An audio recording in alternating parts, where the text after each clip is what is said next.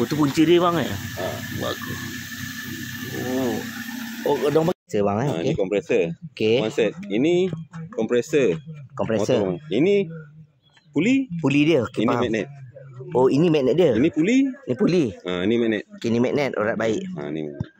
Mana bila kita on, magnet ni akan melekat sini, dia akan berjalan ikut puli. Dia akan berjalan ikut puli. Okey, Ha, faham. Sekarang ni puli dah ni. Puli dah okey dah. Puli dah okey. Ha. Oh, dia, magnet dia ni macam Magnet. tak melekat. Dia Okey. tak melekat. Faham. Itu lah. So masa isu saya kereta ni puli ni tak melekat ke sini lah. Okey, faham. Mana puli ni tak melekat, itu melekat sini. Tapi puli ni dia bearing dia dah out. Faham. Ha. Kompresor okey lagi. Kompresor okey lagi. Kompresor tak ada isu. Faham. Ha. Faham. Ini dia punya isu dia. Ini ganti ni saja.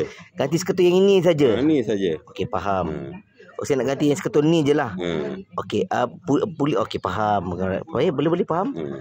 Okey. Tapi kalau dia contoh dia tak nak buat, dia cakap nak tukar satu set. Tu Ha, ni kompresor. satu set. Tapi mana tukar ni, contoh paling tak ada pun kalau original ni 200 lebih. 200 lebih. Okey. Kalau dengan upah gedebak 500 lebih contoh. Okey. Kalau tukar ni dia cakap 700 lebih satu set. Okey. Kalau tukar gedebak ni mana under 1000 lah. 1000 faham. Okey, jadinya dia benda yang berbeza. Okey. Saya punya isu yang ni je lah problem dia. Okey, baik bang. Pergi dekat sini, bila getah kena dengan minyak. Ya Allah, okey. Getah ni akan pecah. Getah Bila pecah. pecah, benda ni tak balance. Dia tak, itu Tak mana dia balance. goyang, mana dia akan tangkap bearing, mana ni yang lemah dia akan tangkap. Faham. Betul terpecah ni bang Oh, memang timing dia patutlah tu. Sebaik jumpa doktor balik, jumpa doktor kereta ni. Sebaik. Kemang. Oh, sebaik kalau komang tadi pecah menangis je. Tapi jalan dah saya semalam tadi. Mungkin daripada sini mana dia tangkap bearing tu. Oh, Dia akan berkait-kait benda ni. Benda ni pun saya tukar baru ni. Okey. Dah lembik. Terima kasih bang. Alhamdulillah.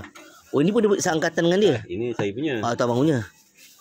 Lepas tu ni skru ni saya tukar baru. Bagus. Ni saya tukar baru. Terima kasih bang. Alright bang. Okey, baik. Ini masuk yang baiknya. Iyalah kan. Kalau yang biasa punya dia akan keras ni. Baik bang.